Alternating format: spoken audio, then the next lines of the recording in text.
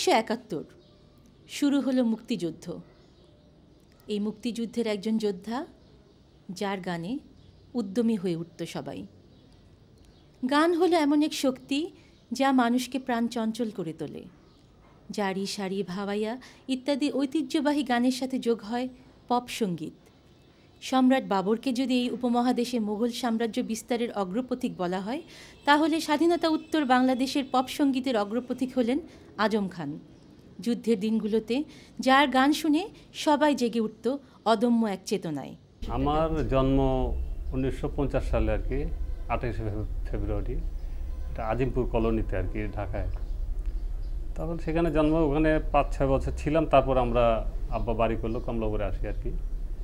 যখন আমি ছোট, একটা কথা মনে হয় যে যখন ভাষা আন্দোলনের পরপর আর কি, তখন ওই আমি জালনার শিখদের দ্বারা থাকতাম। তখন লতিফ ভাই গান গাইতে, ওরা আমার মুখের ভাষা কাইটা নিতে চায়, কইমো না ভাই কইমো না, অন্য কথা কইমো না, যাই যদি ভাই দিমু সাদের প্রাণ। আমার ওই জিনিসটাকে কেউ আমাকে শিখায় না। আমি জালনার ধরে তারা ধরে শুনতাম, লতিফ ভাই হারমোনিয়াম বাজাইতেছে, গলায় ঝুলানো, এইসব সিনগুলি এখনো মনে পড়ে আর কি। আর শৈশবের কোনো মজার ঘটনা বাবা মায়ের সাথে? মজার ঘটনা হয়েছে কি, যখন আমি আজিমপুরে, তখন আমার বয়স 4-5 বছর আর কি। তো যে রাস্তা ঠিক করে আলকাতরা গাড়ি, তো আলকাতরা গাড়ির পিছিয়ে আমার এক ফ্রেন্ড ছিল, ফিন্টি নাম।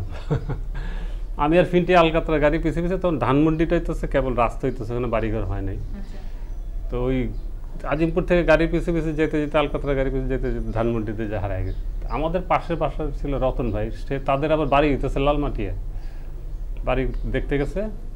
উনি দেখে যে আমরা এখানে কাঁদতেছি বসে বসে, হারায় গেছে, কিছু বলতে পারি না। তারপরে একজনের সাইকেলের সামনে, একজনের পিছিয়ে বসে বাসা নিয়ে আসতো। আম্মা ধৈর্য করছে কি, কেরোসিন তেল পুরা গায়ে ঢাইলে দিয়া গোসলখানা 3 ঘন্টা আটকে রাখছিল যুদ্ধটা। তারপর আজিমপুর থেকে আমরা আসলাম এখানে, আব্বা বাড়ি করলো কমলাপুরে।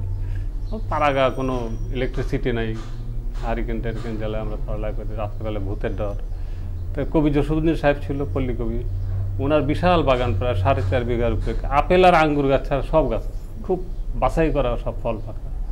তো আমরা ছোটোবেলায় চুরি করে খাইতাম। তো একদিন আমি আর আমার ফ্রেন্ড আছে ফুয়াদ নাম, কাঁঠাল চুরি করে ওদের বাগানে জাগ দিয়ে রাখছি, ওইখানে পাকছে, খায় আমরা সিনেমা দেখতে যাব। তখন আমার একটু উঠতে হয়, কবি সাহেব পিছিয়ে এসে হাত দিয়ে এরকম করে চুপ করে দেখতেছে। আমরা তো হঠাৎ তাকে দিই বিগ ভূতের মতো, কবি সাহেব ঝাইরা দৌড়, আর কবি সাহেবটা এই শোন শোন শোন শোন, কে কার কথা শুনে। ওনার যে মজাটা নষ্ট হইলো, আমরা পরে বুঝলাম যে উনি খুব মজা করে দেখতেছিল, পল্লী কবি সাহেব তো খুব মজা করে সিনটা উনি উপলব্ধি করতেছিল, আসলে আমাদেরকে ধরা মারার জন্য না। শৈশব থেকে আরেকটা পর্ব কৈশোর, আস্তে আস্তে সঙ্গীতের রাজ্যে প্রবেশ, এটা কিভাবে হলো? তখন উঠতি বয়স আর কি, স্কুলে পড়ি, হাই স্কুলে পড়ি। তখন আমাদের ফ্রেন্ড সার্কেল, আমরা খুব মানে গানের পাগল ছিলাম আর কি। আমার বড় ভাইরাও গান বাজনা করতো, দেখতাম শুনতাম, এবং গান পাগল ছিলাম। এই শহরের বিভিন্ন জায়গায়, যেখানে বিশেষ করে তখন রেস্টুরেন্টগুলিতে খুব হিট গান বাজানো হতো, একটা আকর্ষণ ছিল, তো আমরা যাইতাম, শুনতাম। তো এইভাবে স্কুল লাইফে টিফিন পিরিয়ডে একটা বাংটার দল ছিলাম আমরা। তো ওই স্কুল পালায় করতাম কি, রমনা পার্কে, তারপরে শান্তিনগর সিদ্ধশ্রী এলাকায় প্যারা চুরি করতাম, আম চুরি করতাম, আর ওই গ্যারেজের চালে বসে বসে খাইতাম আর গান করতাম। হ্যাঁ, হেমন্তের গান, শ্যামল মিত্রের গান, মোহাম্মদ রফি, মুকেশ, কিশোর কুমার, আমাদের দেশি গান। তো ওই যারা দারোয়ান ড্রাইভার ছিল, তারা খুব মজা পাইতো গান শুনে, তারা আমাদের কিছু বলতো না। আর যখন বাড়ির মালিক টালিক আসতো, তখন দেখানো একটা ধমক দিত, যে চান্স দিতে পালায় যা। তো ওই গান গাইতাম, তখন বন্ধু বান্ধব, তুই তো যে শিল্পীর গানই গাইতাম, বলতো তুই তো ওই শিল্পীর চেয়েও ভালো গান গান। আমি ঠাট্টা ঠাট্টা পাম টাম দেয় বুঝি। তো যাই হোক, এইভাবে করতে করতে করতে করতে তখন মানে একটু 9-10-এ পড়ি, ওইরকম সময় বুঝতাম যে পাকিস্তান আমাদেরকে ঠকায়, বিশেষ করে পশ্চিম পাকিস্তান পূর্ব পাকিস্তানকে ঠকায়, এটা একটা বুঝলাম। একটু মনের ভিতরে বিপ্লবী ভাব আসলো। তো তখন আইয়ুব খান ছিল পাকিস্তানের প্রেসিডেন্ট। তখন আমরা ওই ক্রান্তি শিল্পী গোষ্ঠী ছিল, গণসংগীত চলতো আর কি। না না না, এটা একটা ক্রান্তি শিল্পী গোষ্ঠী ছিল আর কি, আমাদের জানাশোনার মতে আর কি। তো এখানে আমি, ফকির আলমগীর, তারও অনেক, ফুয়াদ, সাবু টাবু, ইকবাল, আমরা সব ওইখানে গণসঙ্গীত গাইতাম। ঢাকা জেলার আশেপাশে অন্যান্য জেলা, বিভিন্ন জেলা গাইতাম। মানে অনেক সময় দেখা গেছে পুলিশের দৌড়ান খাইতেছি সারা রাত যমুনা নদীর মধ্যে নৌকায়, হ্যাঁ, ভোরবেলা আসতেছি টাঙ্গাইল হয়ে সন্তোষ হয়ে। এবার করতে করতে তারপরে তো 6 মুভমেন্ট শুরু হলো। তারপরে তখন ওই কার্ফু ব্রেক করতাম, রাস্তাঘাটে ব্যারিকেড দিতাম। এই করতে করতে তো 71-এর যুদ্ধ শুরু হয়ে গেল। এই মার্চের কথাই বলি, 25শে মার্চে তো রাজারবাগে ভয়াবহ ঘটনা ঘটলো, পুলিশের সাথে আর্মিদের যুদ্ধ শুরু হলো, সারা রাত দেখলাম। তারপরে এরপরে তো আর্মিদের জ্বালায় পাড়ায় থাকা সম্ভব হলো না, বিশেষ করে আমরা যারা ইয়াং তাদের দৌড়ের উপরেই থাকলাম আর কি। এখন এদিক দিয়ে আর্মি আসলে কলোনির দিক থেকে আমরা কমলাপুরে ঢুকে যাই, কমলাপুরের দিক থেকে জিপ গাড়ি আসলে ওইদিকে ঢুকে যাই। তো এইভাবে কয়দিন পরে একটা ঘটনা, মজার ঘটনা বলি। আমাদের যুদ্ধে চলতেছে তখনকার ঘটনা, তখন আমি যুদ্ধে যাইনি আর। সাবু বেচারা মারা গেছে, আমাদের এলাকার কমিশনার ছিল 2 বার পর। আমার খুব ছোটোবেলার বন্ধু ফুয়াদ, আমি এবং আমার আপন ছোটো ভাই খোকা, 4 জন চিন্তা করলাম এখানে থাকা যাবে না, আরবিনা মাইরা ফেলাবে, একটু গ্রামের সাইডে চলে যেত। সাবুর আবার এক আত্মীয়র বাড়ি ছিল তোমার নরসুন্দির পাশে মাধবদীতে। তা আমরা এদিক দিয়ে মনে করো কমলাপুর স্টেশন পার হয়ে, তখন তার বাসে টাসে যাওয়া যায় না, আর্মিরা মুভ করে। কমলাপুর স্টেশন পার হয়ে তারপর মুগদা মান্ডা ছাড়া হাঁটতে হাঁটতে লক্ষা নদী পাহাড়ে সেই নরসুন্দি মাধবদী পর্যন্ত হাইটে চলে গেছে। তো ওইখানে 2-3 দিন থাকার পরে ফুয়াদ কয় আর ভালো লাগে না, পরের বাসায় থাকা গ্রামে। ওর মনের ভিতরে একটি ওখানে আমি আমার নানি বাড়ি চলে যাবো, সেটা এটা তোমার মুন্সিগঞ্জের দিকে গজারিয়ার সাইডে আর কি। এখন তো ফুয়া দেখা চলে যাবো, এটা আবার বন্ধু চলে যেতেছে, খুব খারাপ লাগলো। আমি বললাম সাবু তুই আমার ছোটো বাড়ি না থাক, আমি ফুয়াদের সাথে যাই। তা ওই দিক দিয়ে মাধবজি বাজারে গেলাম, দেখলাম আর্মির দরে খালি একদম বাজার। কোনো মতে কী করবো না করবো, কেমনে যাই, এত বড় মেঘনা নদী পাড়ি হইতে। পরে একটা পানের নৌকা, বুঝছো, পান নিয়ে এসে বেচা হাটে বাজারে চলে যেতেছে আর কি। তো ওদের বুঝাইলাম, ঝাড়ি মারে মানে ইয়াং ছেলে লেটা বেটা এগুলো নিতে রাজি না আর কি। তো অনেক কষ্ট মষ্ট বুঝে আমরা আবার ক্যাপাসিটি ছিল মানুষের, মানে খুব সুন্দর করে কথা হাসি মুখে, হ্যাঁ, ওই খুব রসিক ছিলাম তো। তারপরে রাজি হলো কি 10 টাকার বিনিময়ে, 10 টাকা দিতে হবে, তাইলে আমাদের দুজনকে পার করবে আর কি, ওরা গজারিয়া যাবে। তো ওইখান থেকে আমরা চলে যাবো আমার ফাদার নানি বাড়ি। যাই হোক কোনো মতে রাজি করা হইলো। তখন আমরা খাবো কি, তা আমরা ওই কিছু আটা রুটি কিনলাম, বাজারে কিছু নাই, আর একটু চিনি কিনলাম আর কি, দিয়ানার চিনি কিনে নৌকা ছুটে উঠে বসে নিলাম। ওরা 4-5 জন লোক, বড় বড়, আর আমরা তুই ছোট ছোট, তখন 20-21 বছর, ভয় ভয় চুপ করে নৌকার কোণে চুপ করে বসে আছে। তা নৌকা টোকা ছাড়লো, ওদের পানটান লেনদেন হিসাব বলে ছাড়লো। ঘন্টা 1.5 যাওয়ার পরে বিশ্বাস করবো না, মেঘনা নদীর মধ্যে এই যে তুফান শুরু হলো, ঝড়, এই নৌকা চলে যায় ডুবা, আবার কিভাবে জানি আল্লাহর রহমতে বাইচা যায়। তা আমি ফাদার মনে হলে খুব গাইলেতেছি, আর আমি সালার ব্যাটার লেগে আজকে মরতে বলো দিতে। তারপরে যাই হোক, তার 7-8 খুইলা পালিয়েছে, আর খালি বুদ্ধি করলাম যে ভাই কিছু কিছু সাঁতার তো জানি, এখানে আর কিছু করার নেই, যেমনি করে ভাইসা যায়গা, যে যার মতো, যা বাঁচলাম, নাইলে কিছু করার নেই। এইভাবেই নৌকার মধ্যে প্রায় ঘন্টা 1.5 আমরা মানে হাবু ডুবুই খাইতেছি খালি। নৌকা একবার ঝড়ে ডুবা যায়, আবার কোনো মতে হয়। যাক আল্লাহ রহমতে কীভাবে জানি 1.5 ঘন্টা পর ঝড়টা থামলো। তারপরে যাক কোনো কিছু আর হইল না, তাই নৌকা চলতেছে আস্তে আস্তে আস্তে আস্তে। এদিকে দেখলাম ওরা মাটির হাঁড়িতে পাক শাক চড়াইছে, বুঝছো, লাল চাউল, তারপরে সবজি টবজি, পটল টটল, আলু টালু দিয়ে, লাল আলু চোখলা আলা দিয়া চড়চুরি করতেছে গুড়া মাছের গন্ধে। আর খিদা ঠেলে বয়সে কি কো থাকতে পারতেছে না, আমাদের কাছে রুটি আর চিনি। তার এই সময় যে পাক করতেছে একদল, আর একদল করতেছে তাস দিয়ে বসে। তো ওদের প্লেয়ার শর্ট হয়ে গেছে, আমাদের ভাগ্যটা একটু ভালো। কয় যে এরকম প্লেয়ার শর্ট তাস খেলা জানেন নাকি? তা আমি আবার তাস খেলা জানতাম। তোমাকে হ্যাঁ ভাই পারি খেলতে। তো ওদের সাথে টুয়ান্ডাইন খেলতে খেলতে বাস ওদের ভিতরে ঢুকে গেলাম একদম, মানে খুব রসিকতা করতে করতে ওদের খুব আপনজন হয়ে গেলাম।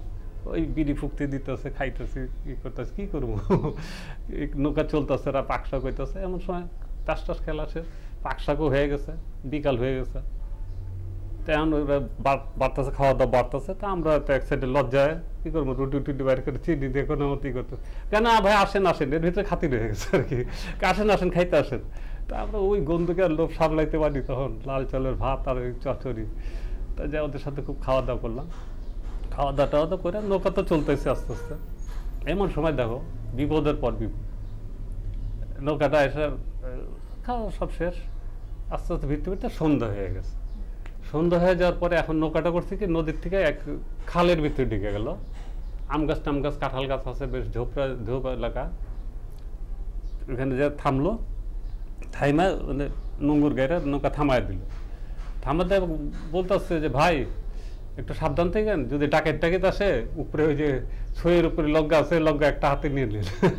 খাইছে ঝড়ের থেকে আবার ডাকাত ওই চললাম, আর মনে মনে ফদরে গাইলে থুইতেছিল। তারপরে যা কোনো মতে হুমকি আর আসে, এক চোখ খোলা এক চোখ বন্ধ করে কোনো মতে রাত পার করলাম। তারপরে মনে করো যে যা কাল্লারের মধ্যে ডাকাত আসে নেই।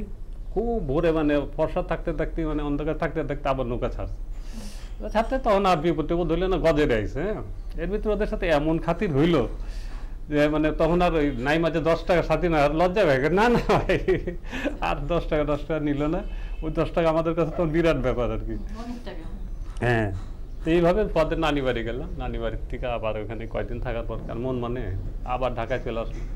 তারপর বন্ধু বান্ধব চিন্তা করলাম না এইভাবে মইরা লাভ নেই, মরমু যখন যুদ্ধ করেই মরি। তা ঠিক আছে, এভাবে প্ল্যান প্রোগ্রাম হলো, যার যার মতো বন্ধু বান্ধব যার যার সুবিধা মতো যাওয়া শুরু করলো। আমরা কোথায় যাব? ত্রিপুরা যাব, আগরতলা ওইখানে ট্রেনিং সেন্টারে যা ট্রেনিং নেবো, যুদ্ধ করবো।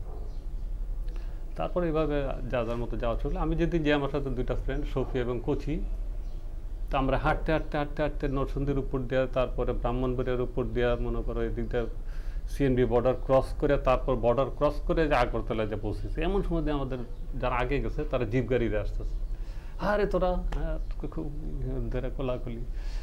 তারপরে ওদের সাথে ক্যাম্পে গেলাম, মেলাঘর ক্যাম্প, বিশাল পাহাড়ি এলাকা, শালবন। ওইখানে আস্তে আস্তে থাকলাম বেশ কিছুদিন। তারপরে আস্তে আস্তে ট্রেনিং নিলাম, ফ্রন্টে গেলাম, ফ্রন্টেতে ব্যাক করলাম, বেতন পাইলাম 75 টাকা করে, শেপ টেপ করে একদম মাঞ্জা টাঞ্জা দিয়ে গেলাম আগরতলা, বিরিয়ানি খেলাম, সিনেমা দেখলাম, আবার আসলাম। আর কি আনন্দ থাকে। আবার পাঠায় দিল ঢাকা শহরে অপারেশন করতে।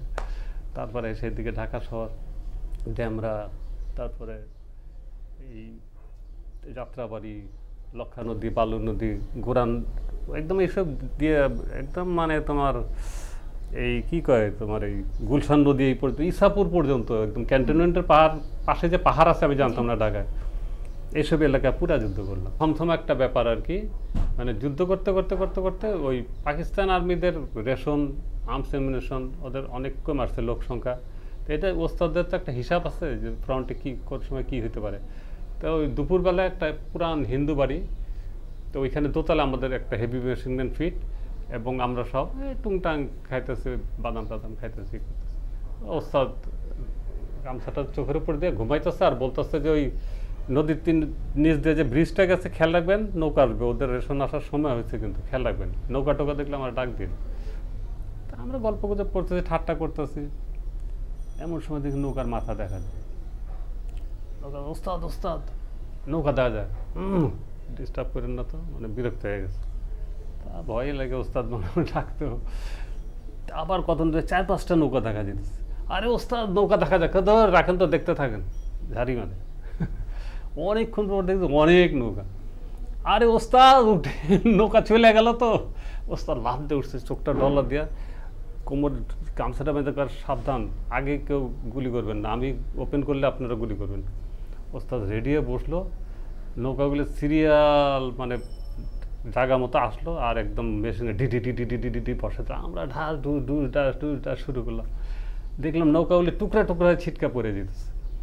আচ্ছা, আমার ধারণা ছিল যে মনে করে যে পাকিস্তান আর্মি বুঝি সাঁতার জানে না, কিন্তু দেখলাম অনেকে সাঁতরে পাড়ায় চলে গেল, হ্যাঁ অনেকে বেঁচে গেল। কিন্তু এইভাবে কয়জন আর বাঁচবে? তো অনেক ওদের আর্মস এমিউনিশন ডুবে গেল, নৌকাগুলি প্রায় 12-13টা নৌকা মানে ধ্বংস হয়ে গেল। এবং ওদের ওইখানে ওই দিন 81 জন আর্মি মারা গেছিল। হ্যাঁ, আমরা আমাদের মানে পুরো ফ্রন্ট ফায়ার করতেছি। তো তারপরে এখানে তো গেল। তারপরে মনে করে যে আমাদের অর্ডার আসলো কি, তোমরা কিন্তু এখন আর গুলি করবা না, ওদের যে কোনো সময় ওদের হামলা রিটার্ন আসবে, তোমরা যা যার মতো সরে যাবা, এই অর্ডার দেওয়া হলো। তারপর ঠিকই মনে করো পরের দিন ভোরবেলায় এই অন্ধকার অন্ধকার ভাব আছে, দেখলাম যে বৃষ্টির চেয়ে বেশি গুলি আসতেছে। আরে আল্লাহ, মানে তখন তো আমাদের অর্ডার খালি ভাগ্য বলে দেওয়া ছিল যে কোনো কাউন্টারে যাবা না। আমরা যে যার মতো কলা গাছের টিভিতে, মাটির ঘরের ক্ষেতের আল দিয়ে, খালের কিনার দিয়ে এরকম যেতে যেতে যেতে যেতে যেতে কোনো মতে বাঁচলাম আর কি। তারপর 2-3 দিন খালি 3 ইঞ্চ মোটর শেল নদীর এই পানি টাইনা টাইনা নিয়ে আসলাম। আমাদের টেলিফোন লাইন টাইন বাঙ্কার টাঙ্কার সব উড়াই দিয়েছে, ওরা দখল করে নিয়েছে। তারপরে সেলিং করতে করতে করতে করতে করতে 3 ইঞ্চ মোটর 2-3 দিন লাগলো ওদের আবার খেতে, ওদের জায়গা মতো প্যাক করে। এখন ওই সিন চিন্তা করলে আর সবচেয়ে বড় ভয়ঙ্কর লাগতো, ফ্রন্টে যখন আমরা রাত্রে পেট্রোল ডিউটি করতাম, মনে হতো যে জানটা হাতে তালুতে, মানে আর্টস আছে সবই আছে, 2জন করে 1 ঘন্টা করে ডিউটি করতে হতো। এই মাথার থেকে ওই মাথা যাও, কাঁচা রাস্তা গ্রামের, এদিকে মনে করে টিনের বাড়িগুলি, সুপারি গাছ, আম গাছ, হ্যাঁ, ফাঁক ফুক দিয়ে খালি ধরে শেষ। কিচ্ছু করার নেই, ওদের কমান্ডো টমান্ডো চলে আসে, হাতের তালুতে জানটা রেখে এই পেট্রোল ডিউটিগুলি করতাম। এইভাবে যাক আমরা ফ্রন্টের থেকে ব্যাক করলাম, হ্যাঁ, আইসা তারপর তো আবার ক্যারিল স্টাইলে ঢাকা শহরে পাঠালে, এখানে এসে আবার অপারেশন শুরু করলাম। এখানে অনেকদিন অপারেশন করলাম, ঢাকা শহরে আশেপাশে তো অপারেশন অনেকদিন করলাম, যুদ্ধের শেষ পর্যন্ত, ডিসেম্বর পর্যন্ত। এর মধ্যে একটা ঘটনা মনে পড়ে, এটা আমরা একটা জায়গা আছে তোমার ট্যাংরাচর, এইখানে আমরা চিন্তা করলাম যে ওই আবাসিক যত এলাকা আছে, এই এলাকার যত গ্যাস লাইন সাপ্লাইটা বন্ধ করে দেবো আর সেরাটন এখন যেসব হোটেল আমি যেত, কী করতে হবে, পাইপ লাইনটা উড়ে দেবো আমরা। গেলাম, এক্সপ্লোসিভ সব চার্জ করলাম, যাকে পাঠাইছিলাম র্যাকি করতে, ও আবার খুব ই করছে যে একটা শর্ট রেঞ্জ দেখায় দেবে, আসলে তা ছিল না। আমরা পার হইতে যে হাঁপাই গেছি। আমার সাথে যে এলএমজিম্যান ছিল নুরুল আমিন, ওটা আমরা গঙ্গা করে রাখতাম, গঙ্গা কি জ্বালাবো নাকি রেস্ট নিবি, কিসের রেস্ট জ্বালায় দাও। তারপর বাতাসে ম্যাচ মারি নিভা যায়, কী করুন, খোলা জায়গা তো। ওরা অনেকগুলি কাঠে একখানে করে নিয়ে মারলাম, দেখলাম জ্বলে গেছে, তো দিলাম ধরা, ডেটা জ্বলতে জ্বলতে জ্বলতে আমরা দৌড়। আর যে বিকট বাস শুরু হলো না, ধাম ধাম, মানে অ্যাটমের মতো। আমাদের একটা মুক্তিবাহিনী পইরা গেল খালের পারে, দৌড়ে আসলাম। 2টা নৌকা ছিল, এক নৌকা তো আগেই পার, আমরা তখন নতুন নৌকা চালানো শিখছি, বুঝছো। এখন এই পার করতে তাড়াহুড়া করতে করতে নৌকা গেছে ডুবে। তো ভাগ্য বলো এটা বর্ষার শেষ মুহূর্তে আর কি, বুক পানি, গলা পানি, কোথাও ডুব পানি, এইরকম অবস্থা আর কি। এখন নৌকার মধ্যে তো আর্মস, নৌকা ছাড়া যেতেছে না, এইটা ছালি শেষ, এইদিকে ওইদিক করতে করতে। আর আমরা চিন্তা করতেছি যে যাত্রাবাড়ির থেকে আর্মি বা ড্যামরার থেকে আর্মি আসলেই যাবে, এলএম যদি ফায়ার করবো বা শেষ। 20 মিনিট আধা ঘন্টা হয়ে গেছে, মনে করে যে 20 গজও পারিতে পারিনি। মানে আমরা সাঁতার জানি, কিন্তু ওই গ্রাম্য ভাষা বলে দাম বলে, মানে লতা পাতার মতো সাঁতার দিলে পায়ে যায়, পেঁচা যায়, আবার ডুবদেগুলি টান দিয়ে ছিঁড়ি, আবার উঠি করতে করতে হাঁপায় গেছে। তা আমি ওদেরকে বললাম যে 2জন আমার সাথে, যে তোমরা যা পারো তোমরা যান বাঁচায় চলে যাও, তোকে না আপনি রেস্ট নেন। আমি কমান্ডার মানুষ, রেস্ট নেওয়ার তোমরা ঠেলবা, কারণ না কোনো অসুবিধা নেই। তা আমি করলাম কি, নৌকা ক্যাচ মেরা নাকটা এই 2-3 মিনিট আমার সেন্স আসলো, না আমি রেস্ট নিতেছে আর ওরা ঠেলতেছে, এটা হইতে পারে না। আবার ঠেলতেছে, ঠেলতে ঠেলতে ঠেলতে একটা ধান খেতে, আমাদের টার্গেট যে সামনে একটা কবরস্থান আছে, ওই কবরস্থানটা চলে যেতে পারলে উঁচু জায়গা, ওই পাশটা গেলে আর গুলিগুলো আমাদের লাগবে না। এই করতে করতে তারপর মানে শার্ট টাট খুলে বলেছি, ধান ক্ষেতের চিকন চিকন আগায় ব্লেডের চেয়ে ধার, কুচি কুচি হয়ে গেছে ধারা শশীর। তা ভাগ্য বললো যে ওরাও ভয় পাইছে, ওইখানে ওরা যে আগুন প্রায় আকাশ সমান উঠে গেছে, বুঝছো, কেয়ামতের মতো। টিনের বাড়িগুলি 15-20 মিনিট চিক চিক চিক চিক করতেছে, দিনের আলোর চেয়ে বেশি, আর সব মানুষ ভাগতেছে। তো এই সিনের পরে আমরা ভাগ্য বলে যে ওই ভয়ে যাত্রাবাড়ি, ওরা আর্মিরা মনে করছে মুক্তিবাহিনী না জানি কী করতেছে, আর ড্যামরার ওরা লক্ষণ নদীর লাভ দিয়ে 2টা আর্মিও মরে গেছে। তারপর আমরা বইটার উপরে বেঁচে গেলাম। 1.5 ঘন্টা লাগলো কবরস্থানে আসতে, এক হাতে নৌকাটা টান দিলাম। তারপরে এদিক ওদিক আস্তে আস্তে করে করে করে সাবধান পার হইলাম। পাইডি নামে একটা গ্রাম আছে, ওইখানে আমরা কিছু লোকাল রিক্রুট করছিলাম, ওইখানে স্থানীয় ছেলেদেরকে ট্রেনিং দিতাম আর মাঝে মাঝে দাওয়াত খাইতাম।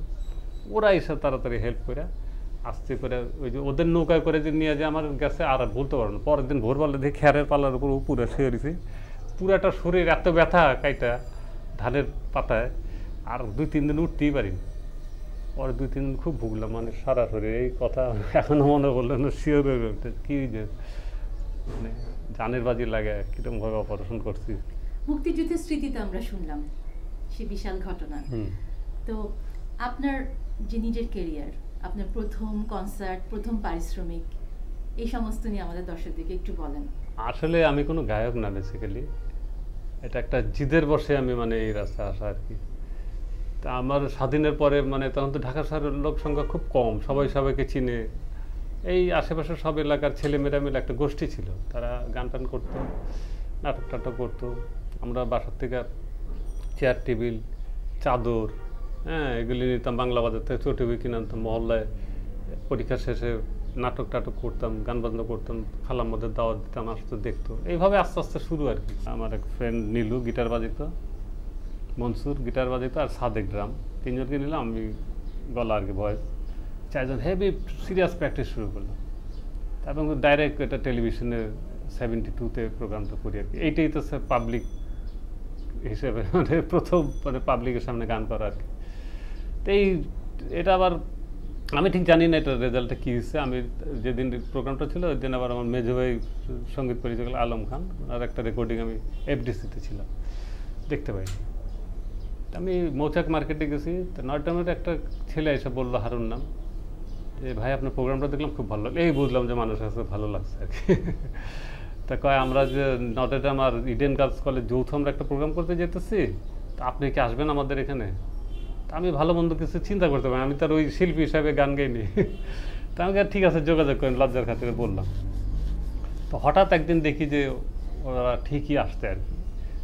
এটা 72-তে প্রোগ্রাম করলাম, তো 73-তে 1 এপ্রিল ওদের অনুষ্ঠানটা হয়েছিল, এই তোমার পদ্মা মিলনায়তন। তা রিকোয়েস্ট করলে আমরা না করতে পারলো না, তখন আমাদের মাত্র 4টা গান আর কি কোনো মতে আছে আর কি। তারপর গেলাম, তো অন্য তখন তো একটা ভ্যারাইটি শিল্পী থাকতো, অনেক ধরনের শিল্পী, তা আমরাও করলাম। তা আমাদের মাত্র 4টা গান, শিল্পী টিল্পীরা গাইলো। তো গাওয়ার পরে আগেকার একটা সিস্টেম ছিল, তালি বাজিত আর ওয়ান মোর করতো। ওয়ান মোর করলে লাভ কি, আমাদের গানই 4টা, কী যে একটা অবস্থা হলো হলের, আমি তোমার একটা বুঝাইতে পারবো না এই মুহূর্তে। আমাদের গানের সংখ্যা আস্তে আস্তে বাড়তে থাকলো, তখন চিন্তা করলাম যে হ্যাঁ একটা 72 শেষের দিকে একটা রেকর্ড বেরোলো, এটা তোমার ঢাকা রেকর্ড থেকে আর কি, সালাউদ্দিন সাহেবের এখান থেকে। কয়টা পয়সা পাইলাম, হাতে দেখলাম 46, তো ছিল সালেকা মালেকা আর হাইকোর্টের মাঝের কত ফকির ঘুরে। তো ওই 46 টাকা এসে সব বন্ধু বান্ধবকে খাওয়াই দিলাম, আর কি করবো। তারপরে এইভাবে আস্তে আস্তে শুরু হলো। তখন তো চিন্তা করলাম যে এখন যখন একটা গ্রুপ আকার হয়েছে, কিছু করা হচ্ছে, নাম দেওয়া হচ্ছে, মানুষ চিনবে কীভাবে। তখন অনেকগুলি নাম দেওয়া হলো, তারপরে আমার নাম উচ্চারণ নামটা পছন্দ হলো। তা আমি বললাম যে উচ্চারণ নামটা কেমন হয়, সবাই বললো আজম জান এটা পছন্দ, এইটির এই উচ্চারণ, কিন্তু উচ্চারণ কেউ চিনে নেই, আজম খান। এই ভিতরে আমাদের ভিতরে গন্ডগোল, যে আমরা সবাই বাজাই গান বাজনা করি, তোর নাম হয়, আমাদের লাভ কি? তো জীবনের এই পর্যায়ে এসে কখনো কি হিসেব কষতে বসেন, কি পেলাম কি পেলাম না? এটা তো এখন সেকেন্ড হাফের খেলা, মানে মনে করো ক্রিকেট খেললো সেকেন্ড ইনিংস। এখন মনে করো কিছু আর এই দেশ জাতি বা দুনিয়ার কাছে চাওয়ার আমার কিছু নাই। এখন যদি পারি তো খাস নিগুড় প্রেম কিছু করে যাব, যেটা মানে রিয়েল টেস্ট আর কি। সেই চিন্তাই আমি করতেছি যে এখন আমার আর বাড়ি টাড়ি টাকা পয়সা আর কিছু দরকার নেই। আমার মানুষের জন্য যারা আছে, যারা আসবে, যারা থাকবে, তাদের জন্য যাতে আমি একটা ভালো কিছু করে যেতে পারি, একদম সঠিক একটা জিনিস। এবং নতুন প্রজন্ম যারা আছে, আমার মনে হয় তারা এখন দিন বদল চায়, তারা অবশ্যই একটা সুন্দর বাংলাদেশ গড়বে, যেটা স্বর্গরাজ্য বাংলাদেশ হবে। নিশ্চয়ই আমি দেখবো এটা। আজম ভাই, আপনার স্বপ্ন বাস্তবায়িত হোক আমরা প্রত্যাশা করি। আপনাকে অনেক ধন্যবাদ, আমাদের অনুষ্ঠান আজকে সময় দিয়েছেন। কিন্তু অনুষ্ঠান শেষ করার আগে আপনার গলায় আমরা একটু গান শুনতে চাই। তোমাকে অনেক ধন্যবাদ, চ্যানেল আইকেও ধন্যবাদ, আপনারা যারা অনুষ্ঠানটা দেখছেন সবাইকে ধন্যবাদ। ছোট্ট একটু শোনাই আর কি। কত আশা ছিল তার জীবনে, সব স্মৃতি রেখে গেল মরণে। কত আশা ছিল তার জীবনে, সব স্মৃতি রেখে গেল মরণে। মা তার পাশে চেয়ে বসে আছে, হায় হায় বাংলাদেশ, বাংলাদেশ, বাংলাদেশ, বাংলাদেশ। রেল লাইনের ওই বস্তিতে জন্মেছিল একটি ছেলে, মা তার কাঁদে, ছেলেটি মরে গেছে, হায় হায় বাংলাদেশ, বাংলাদেশ, বাংলাদেশ, বাংলাদেশ।